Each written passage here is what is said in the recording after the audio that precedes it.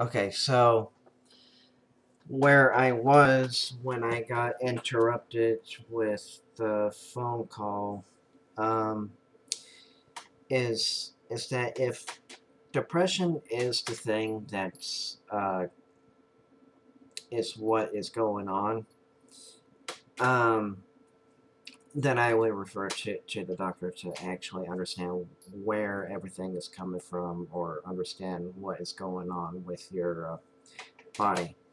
Now, um,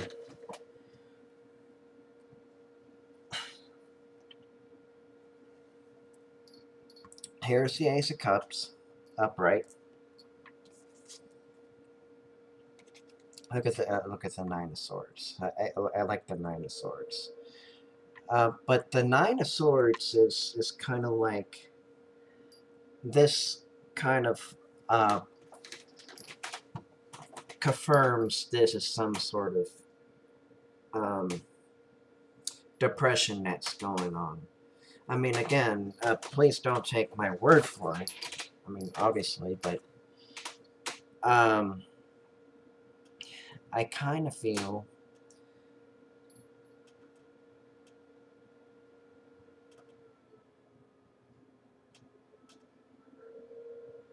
this is something uh, more than just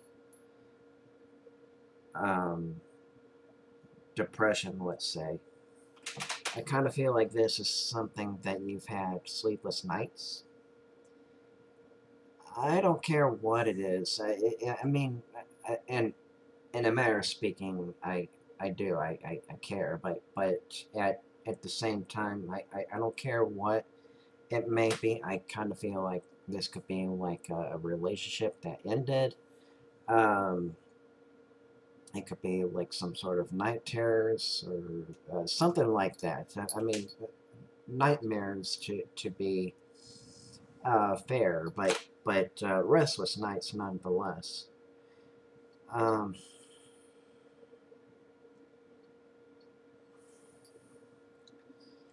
I kind of feel like there's some sort of a grieving process going on.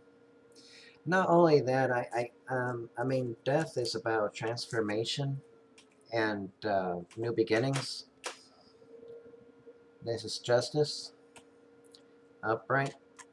Now, basically, what you are feeling at this point, you are justified in your feelings, yes, but you kind of feel like that you're not getting over this kind of depression that you're suffering from. And I kind of feel like that this transition, this change that you're going through, it may be uncomfortable at some points, yes. But let me just say this. It's necessary to go through this, whether you feel like this is unnecessary change, let's say, but it is necessary. I mean, let's be honest, honestly, for a moment here. Check out Lady J Mystique. Honestly, I mean, she uh, puts it this way, and I like her interpretation of this. She says you have to go through something uncomfortable to move forward, whether it makes sense to you or not. I mean, in some ways, spiritually speaking, yes, it made sense to me too. But I mean, no. Actually, let me be honest with you. It actually didn't make sense to me until I meditated on it, and then I was like, oh, I get it now.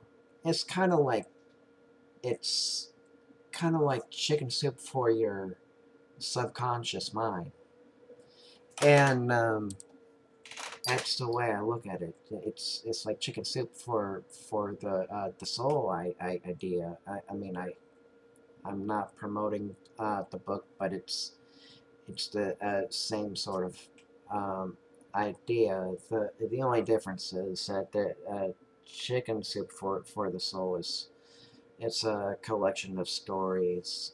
I think true stories, but um,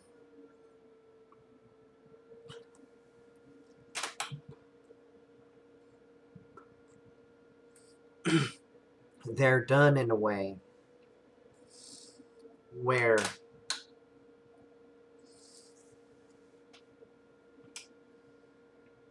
you kind of simmer with that story in mind, and kind of like the moral of the story, and it's kind of some of it can be spiritual. I mean, if you choose to look at it that way, but there are spiritual books with Chicken Soup for the Soul in it, but some of it is just kind of like I never thought about looking at life like that for um, that kind of thing.